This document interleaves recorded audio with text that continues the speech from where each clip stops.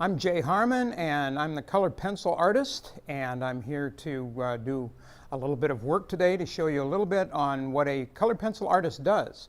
The work of a colored pencil artist is quite different from using paint, because with a paintbrush you can get large swatches of paint going across, but with a pencil you're limited to just a single line with the pencil all the time. And what I'm going to do is I'm going to be working. You see the picture back here is a photograph. That is a photograph of a sunset. And I'm going to be kind of using that as my point of reference. And I'm going to try to use some of the same colors and maybe brighten it up a little bit, make some changes, just do it a little bit different from what you see there, but still basically it's going to be a sunset with a palm tree in the foreground.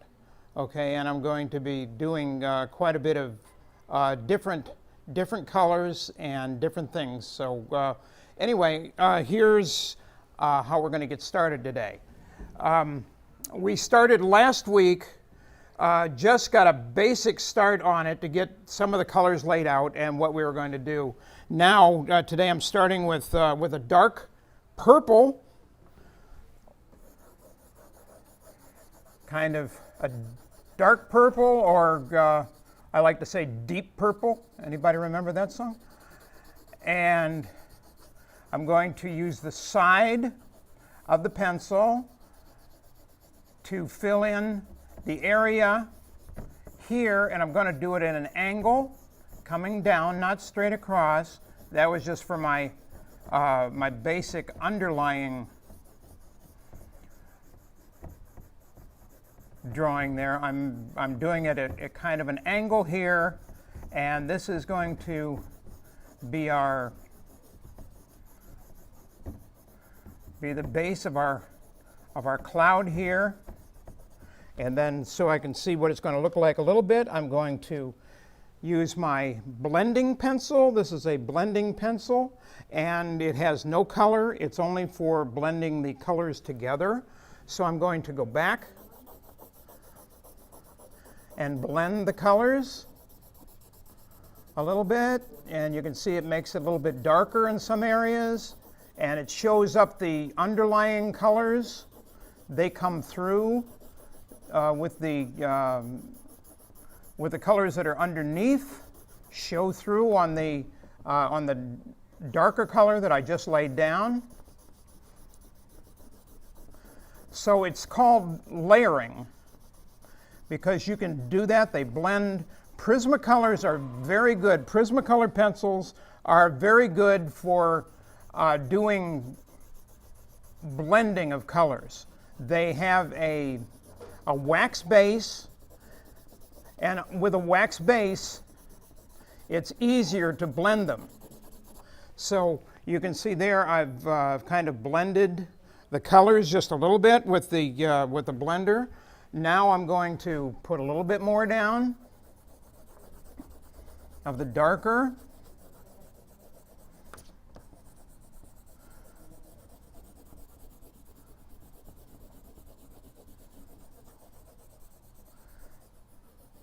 Okay, now I'm going to blend that a little bit more.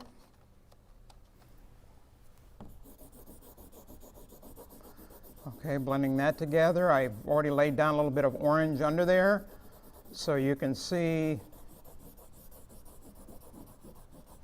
that the colors are a little bit different, and the underlying color is a little bit different, and this kind of gives me the cloud base, the sunset sort of look that we're looking for. Okay, on that, and you can see how it looks a little bit like a purple cloud here, part of the sunset. And before I laid out part of what the palm tree was going to look like, I just did that for spacing. Basically, the palm tree is going to come up a little bit higher and down. And this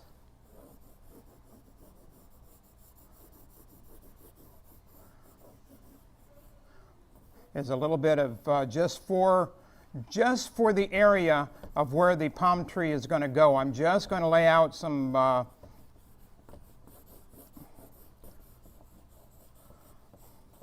for the top frond here, the top palm frond.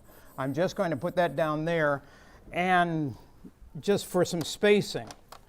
Okay, now I'm going to put in a little bit more color. This color is a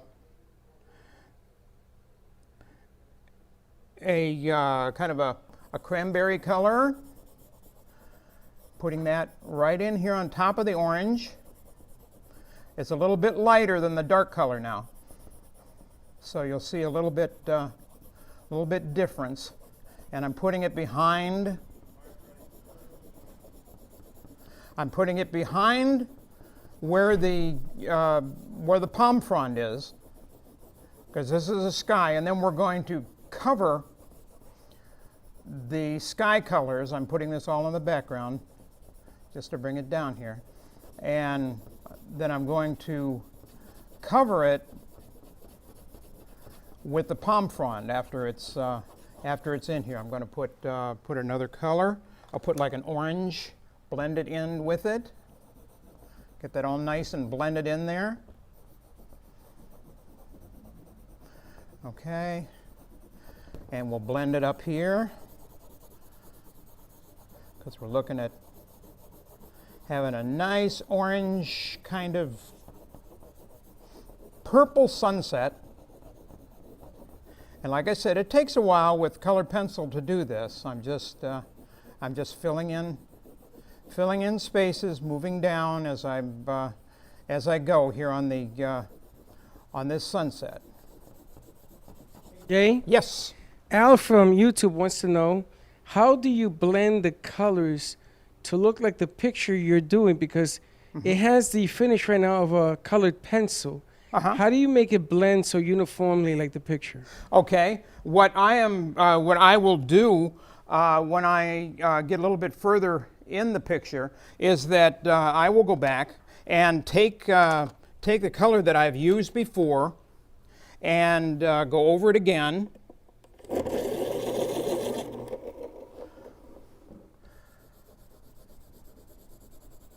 Let me show you here.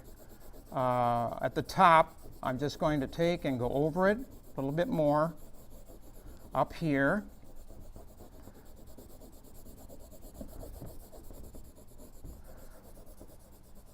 And then I'll take my blender again and blend a little bit more. It's just a matter of layering first with the pencil, and then with the blender, and then some more with the pencil, and then some more with the blender, until you get a nice smooth consistency where you don't see any of the tooth of the paper coming through. And that's what we're looking to do right here. Okay, in this one area here, you can see it looks a little bit more smooth, a little bit smoother. I'm going to take a little bit lighter color here and just go over that a little bit more, just to add in a little bit more color.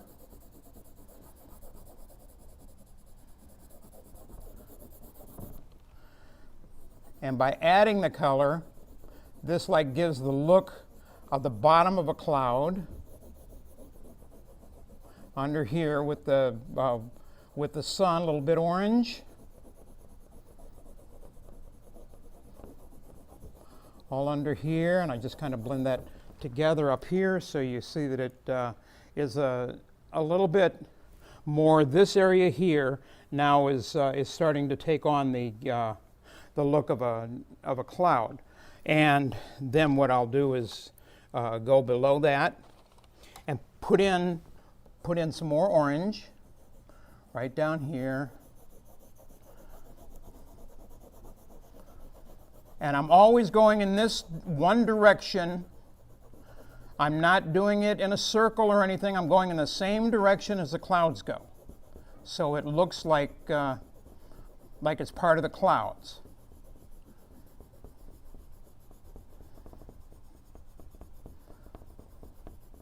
Jay, Yes, sir. can you tell us the difference between what you're doing pencil-wise and what you're doing paint-wise? In other words, are the approaches the same or are they completely different? They are similar. The approaches are similar, but with with paint, the one thing is you lay down the paint like the background color here. You lay that down with your paint. But with oil paints, unfortunately, you have to wait for a while for it to dry before you can add another layer. And so what I love about pencil is that you don't have that waiting period. You can go right ahead and add your layers and add more colors without having to wait. But in painting, when they paint, different strokes are used to have different technique on the canvas, is what I've been told. Uh-huh. In pencil, it's the same concept. In other words, you use different strokes, different pencils, different thicknesses, different types of pencils to get some of the remarkable stuff. Because the shadow work that you do on your stuff is ingenious. Is it the pencil change? It's the different pencils, and also here, let me show you a little bit here on the picture. I'll work on the palm front a little bit and show you a little bit doing darkness, filling this in precisely.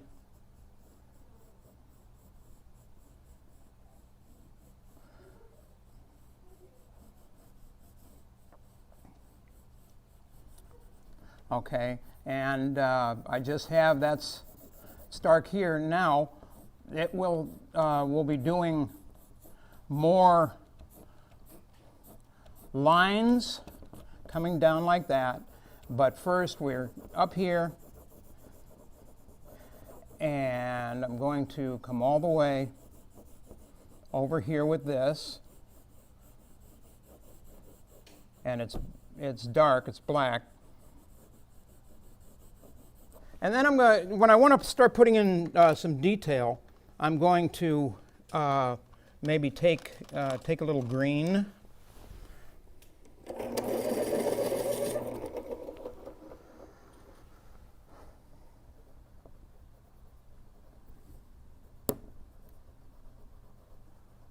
It's hard to see, but I will be adding. Let me see, different layers.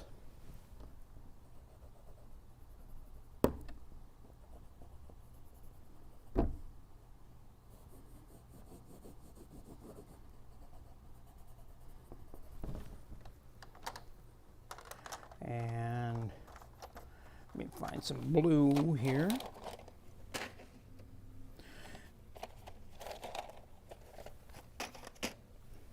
And it's a matter of doing a lot of different colors that you wouldn't really ordinarily think of. Like I'm adding blues here. I'll add some lighter blues. So it's the secret to pencil art, the blending? A lot of it is the blending and the use of color in the details where you're going, so things will look very precise when you get to the point of doing that for accuracy. And so I'm. And does the pieces that I notice in your studio, sometimes you will have light coming from different directions. Yes. And I noticed the technique because when we were at the studio, I used to go in there every once in a while, and you always had certain light that you were looking at the techniques. Is that because you wanted to look a certain way when it's done? Yeah. When I'm doing a picture, if I am trying to get a certain dramatic look in a picture, I will use different light styles, different light ideas and different angles of lights. I like to work a lot. I do a lot of work in colored pencil in black and white. That sounds kind of strange, but a lot of the work that I do, it's called black and white, but actually it's, I guess I should call it black and 50 shades of gray, because I use a lot of grays and whites, and the lighter the area when I'm working with it, I work a lot with a black background. And with a black background, you have to color in the whites. It's like negative space, if you understand that, because usually people think of space with the negatives being dark. But when you're working with a black background, your spacing is the opposite. You are actually drawing in the white areas. So it makes it quite a bit different, and so it's how you look at it. It's more intense light. So when you talk about black background, you're talking about the paper is black. The paper is black, and I will color on the paper with white, and like I said, 50 shades of gray. And that's how you get the shadows? That's how I get all the shadows, yeah. It's not just doing one shade of white. Everything that I do is several shades layered together. And in color, most of the time it's several different shades of colors until I'm satisfied with the color that I've got. Okay, and people are writing in here, do you give courses on how to do this particular type of art? Yes, absolutely. And I can do, I've done many private courses. If anybody is interested, please call into the studio 1-888-994-4995, and I would be more than happy to talk to you about doing a private class, or if we get enough interest, we can do a group class. And that's Studio A. And Studio A when they call Studio A. Yes. Okay, yeah, that's for Studio A. And you can get more information about that right here. And yes, I do give instruction. I've been a teacher for years, and this is what I'm doing now. So please, if you're interested in my artwork or learning my techniques, please call in. Okay, I guess we'll take a commercial break, and we will be right back. Jay Harmon, exclusively in the Gallery of Boca. Jay Harmon captures the essence of really creative and captivating mind. Jay Harmon brings light into the darkness on majority of his pieces, using a negative background to highlight the details of some of his looks. I know some artists use white canvases, but he thrives on a black canvas. And here's the kicker: he only uses pencil, colored pencil, graphite pencil, and pencil for his art pieces. Yes, I know it's hard to fathom that these beautiful pieces came from pencil, but yes, they did. And the only way you can experience Jay Harmon is if you come to the Gallery of Boca. Jay Harmon, an unconventional artist with a unique story behind every canvas.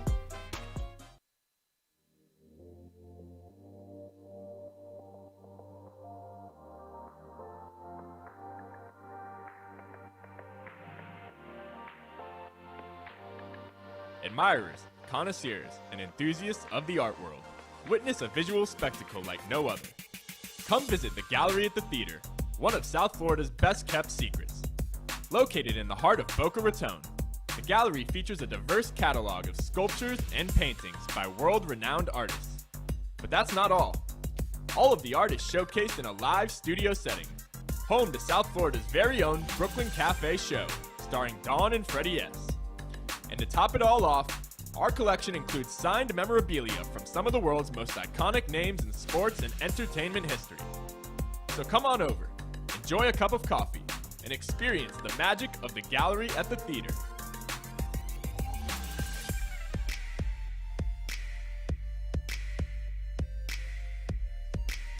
Located at 2400 Northwest Boca Raton Boulevard in Suite 13. Or give us a call at 888-994-4995.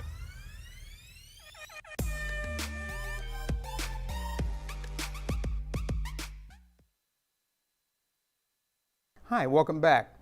Now, when I am working in colors, the first part of the picture is usually just getting the background, the shapes, what I want to follow the picture, and then as I go along, I get into more defined detail, because detail comes after you find your shapes, you find your space that you want to use, what you want to do with it, how you want to fill the space, and what colors you want to use. So I experiment with a lot of colors when I'm doing it to see if it's going to look right, and I will change a lot from an original picture to from an original photograph to make it look a little bit different, and that's well, kind of what an artist does.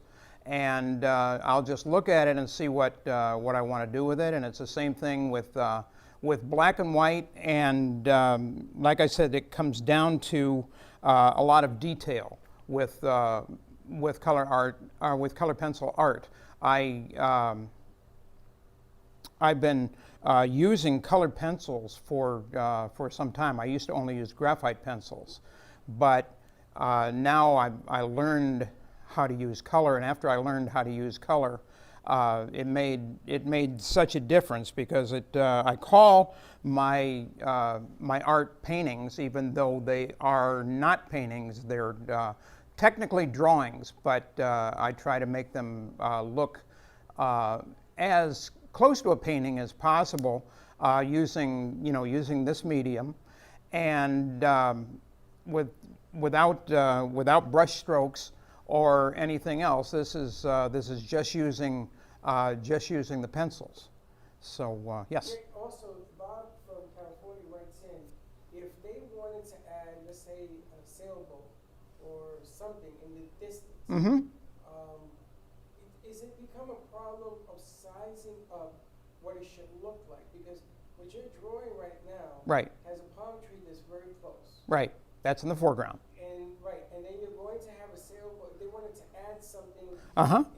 like by the sun, how do you scale it so it still looks? You just, I would take it, you can, after I'm done with, making this, if I wanted to make the second palm frond, which I haven't really decided if I'm going to do that, because I may just have something on the water in the background. I'm going to have a sun setting on the background, and if I wanted to make a sailboat, I would make the sailboat somewhere in the water. I would scale it to make it look,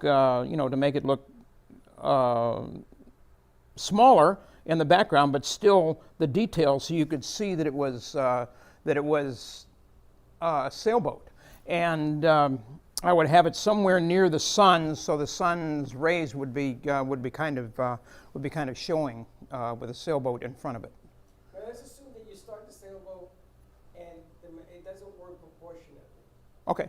Do you erase? Can you erase on this particular one? What I don't like to erase. I'm very particular on how I do it. With this, you can erase color pencil, yes, and I have used, and I have had instances when I do use a mechanical or electric eraser, and I just erase only like a line that I want to get rid of. I don't erase whole big areas with it, because it has an effect on the paper, and it changes the tooth on the paper. And that's a good question. Right now, there's another question that came in. What kind of paper is the best paper? Because you mentioned black and white. What is the best paper to draw on? Okay, what I use a lot to draw on, right here what I'm using is Strathmore. Okay, that's a good brand for just getting. It's a drawing paper for color pencil and graphite pencil. Okay, it has the best tooth. What I do a lot of my large pictures on, though, I use mat board, just a smooth mat board, and this is the kind of thing you can get in an art store, the kind that that they have, that they cut the center out of the mat board and use it for pictures. I just have the entire mat board, and that's what I use to color on. And it has the same, the same feel, the same nice smooth quality that I like, and you can blend on it, and it's very good to use. Now, Mary's saying that if she were to buy one of your art pieces and wants to hang it over the fireplace in her house. Now, I guess it's the question, you gotta sort of listen to what she's asking. It's over a fireplace Right. that they use. Right. I don't know what she's writing in from, but how do you protect the work from the heat, the lighting, and everything else that goes on around it? That's a good question, Mary. That with something like that, if I know it's going to go in a particular area, I've done pieces where people have said this is going over my fireplace, and so what I do, I have it protected. I'll use like a metal frame, and then I'll cover it with a non-glare glass, and it'll be nice and protected in there. If you want, add some layers of mat board to really keep it extra protected. And so the more cushion you can have in there, the more protected it is. But make sure you don't have it right on the fire. Have it up above the fire. But it's good to do that. I do a lot of living room art, I call it, but a lot of them go over fireplaces. Interesting. And Jill is writing in, interesting again, she wants to know if you can put something on, I guess, rice paper, something that ages, that she wants to see the paper age, and the whatever it is that you're putting on there, she wants to see it age. You can do that, and if you do it on rice paper, you have to be very gentle with it, because rice paper will tear. And you can use colored pencil on that kind of paper, but it's a thinner paper, and you can put it on there, but you have to be more careful, and you can't really put in a lot of layers on that as easily as you can on a mat board. You're just gonna be more careful, but I guess that's the way it will age to look vintage. That's what the paper does, and so the paper ages, and so the pencil will age with it. Gotcha. And it's called vintage art. Is that a thing? Vintage art. I do vintage art. And Okay. Tell us a little bit about vintage art. They wanna know. What vintage art is, that I have done several pictures like that. I've taken pictures from something from magazine covers from the 1920s and earlier, that were, some of them were in black and white, some of them were just vintage color. If you remember, if you've ever seen pictures of any old pictures that have like Victorian style clothing, or you can see them, the ladies from the 1920s, and they took photographs, and what they did for the magazine covers, they painted them. And most of them over the years have lost a lot of their color. So what I do is take a lot of the pictures, the photographs, and from like the 1920s, and I redraw it, and then I color it, and I make up my own colors, what I think would look right with the style and everything at the time, and I try to make it look like a color photograph. Jay, this is spectacular stuff. The time is up. I want you to give a wrap up and tell people how they can get in contact with you, your phone number. Okay. I'd be more than happy to talk to anybody. If you get a hold of us here at the studio, it's 1-888-994-4995. And my website is very easy to find. It's coloredpencilartist.com. Okay, one more time, coloredpencilartist.com. And you can see a lot of my artwork on my website. So, if you'd like to do that, check out my website, call in, and I'd love to meet you. So thanks again, and have a great day. We'll continue with the picture again next week.